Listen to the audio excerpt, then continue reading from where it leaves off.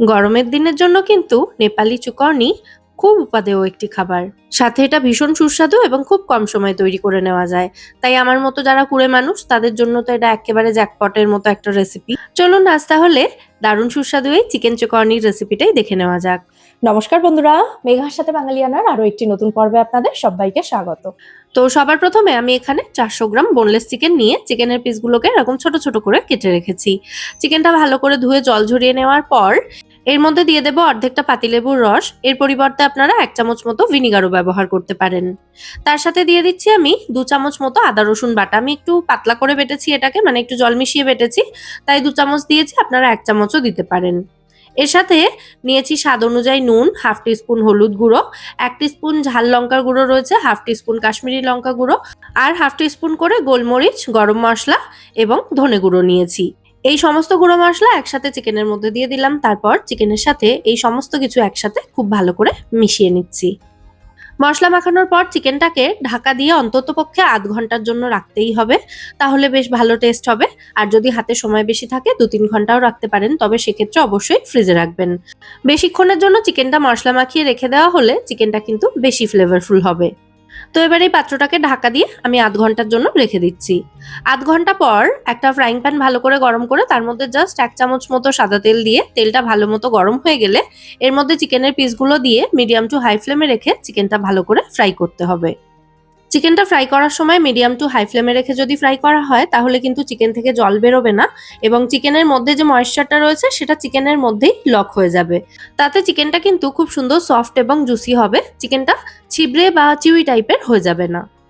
তো বেশ কিছু চিকেনের পিসেস আমি এর মধ্যে দিয়েছি, দুটো ব্যাচে আমি এগুলোকে ফ্রাই করছি। মিডিয়াম টু হাই ফ্লেমে রেখে প্রথমে 2 মিনিটের জন্য একটা সাইড ফ্রাই করে তারপর চিকেনের পিসগুলোকে উল্টে দিচ্ছি এইভাবে। বোনলেস চিকেন ফ্রাই করার জন্য খুব বেশি সময় লাগে না, মোটামুটি 4 থেকে 5 মিনিট ফ্রাই করলেই কিন্তু চিকেনটা খুব ভালোভাবে সেদ্ধ হয়ে যাবে। মানে ভেতর থেকে চিকেনটা ভালো মতো সেদ্ধ হবে আর ওপর থেকে চিকেনটা খুব সুন্দর ভাজা ভাজা মতো হবে। তো এই পুরো প্রসেসটাতেই কিন্তু গ্যাসের ফ্লেমটা আমি মিডিয়াম টু হাইতে রেখেছি। দেখুন চিকেনটা কিন্তু খুব ভালো মতো সেদ্ধ হয়ে গেছে। তো এবার আমি এটাকে একটা অন্য পাত্রে নামিয়ে নিচ্ছি। আর একই রকম ভাবে আরো একটা ব্যাচে আমি বাকি চিকেনগুলো ফ্রাই করে নেব। আমি প্রথমেই তেল দিলাম না, প্রথমে চিকেনের পিসগুলো ঢেলে দিয়ে তারপর সামান্য একটু তেল স্প্রে করে দিচ্ছি। আচ্ছা, সেকেন্ড ব্যাচে চিকেনটা ভাজা হতে থাক, ততক্ষণে একটা বড় বাটির মধ্যে আমি নিয়ে নিচ্ছি কিছুটা ঘরে পাতা টক দই। 400 গ্রাম চিকেন নিয়েছি, তার জন্য এখানে মোটামুটি 300 থেকে 350 গ্রাম মতো টক দই নিলেই হবে।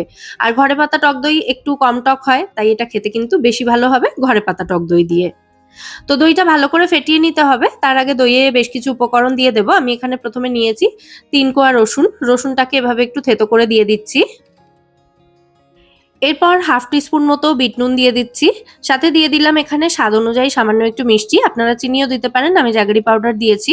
হাফ টিস্পুন মতোই দিয়েছি এখানে ভাজা জিরের গুঁড়ো আর একটু রেগুলার নুনও দিয়েছি, মানে যে নুন আমরা প্রত্যেকদিন রান্নায় ব্যবহার করি সেই নুনটা দিয়েছি অল্প একটু। এরপর এই সমস্ত উপকরণ দইয়ের সাথে খুব ভালো করে মিশিয়ে এটাকে সাইডে রেখে দেবো। এদিকে এতক্ষণে আমাদের সেকেন্ড ব্যাচে চিকেনটাও ভালো মতো ফ্রাই করা হয়ে গেছে। তো এবার এর মধ্যে দিয়ে দিচ্ছি আমি বেশ খানিকটা কাঁচা পেঁয়াজ, কাঁচা লঙ্কা কুচি আর তার সাথে দিয়ে দেব 1 মুঠো মতো ধনেপাতা কুচি। হাত দিয়ে সমস্ত কিছু একসাথে খুব ভালো করে মিশিয়ে নিচ্ছি। 1 টুকরো চিকেন আমি একটু এভাবে কেটে দেখিয়ে দিচ্ছি চিকেনটা ভেতর থেকে কতটা জুসি রয়েছে। দেখুন, দেখেই আশা করি বোঝা যাচ্ছে। যাই হোক, চিকেনের সাথে পেঁয়াজ, কাঁচা লঙ্কা, ধনেপাতা এগুলো ভালো করে মিশিয়ে নেওয়ার পর এবার এই যে দইয়ের মিশ্রণটা তার মধ্যে চিকেনের পিসগুলো দিয়ে দিচ্ছি, মানে চিকেন, পেঁয়াজ, কাঁচা লঙ্কা সমস্ত কিছু একসাথে দিয়ে দিচ্ছি। এরপর আমি এর মধ্যে একটা ফোড়ন ব্যবহার করব, তবে আপনারা চাইলে আগে দইয়ের মধ্যে ফোড়নটা দেওয়ার পর কিন্তু চিকেনের পিসগুলো দইয়ের মধ্যে মেশাতে পারেন।